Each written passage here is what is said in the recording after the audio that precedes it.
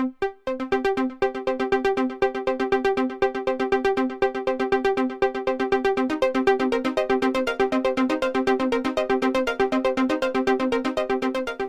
Breather was a strategy trial that looked at young people taking 5 days of their antiretrovirals every week with a weekend off or 2 days off, compared with 7 days per week.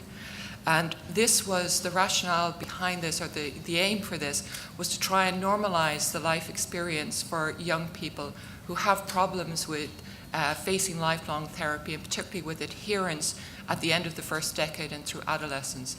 Because of the secrecy and burden that often surrounds antiretrovirals, children may be curtailed from going on sleepovers at weekends.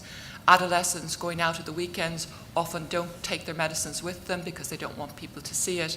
And there is a real impact on their social lives. So the thought was that if we could use some of the properties of some of the drugs that we now have that have long half-lives or stay in the body for a long time, that maybe it would be safe to give children very short breaks off in a controlled fashion. So that was what Breather was about. And this was a global non-inferiority study, randomized study, carried out in sites across Thailand, Africa, America, South America, and Europe. And overall, 199 young people were enrolled and divided between the two arms of short cycle therapy, where they had 5 days on and 2 days off, versus continuous therapy, where they took it in the standard fashion of 7 days on and 7 days off. And basically what we found, what we were looking for, was whether the virus would stay fully suppressed throughout that time. So what we found was between the two arms that really there was no difference in rates of viral suppression between the two arms, that the children taking the weekend breaks remained suppressed throughout the study. Similarly, through a whole range of secondary endpoints, looking to see if there was any other indicators that this type of strategy could cause harm in terms of their immune status or in terms of inflammation. We looked and didn't see any difference between the two arms of the study. Okay.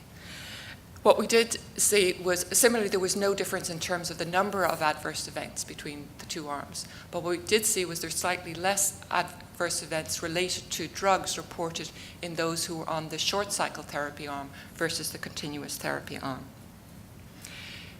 Overall, the children stayed in the study very well, and most people in the short cycle therapy, 98%, stayed on their allocated regimen, compared with about 88% in the continuous therapy.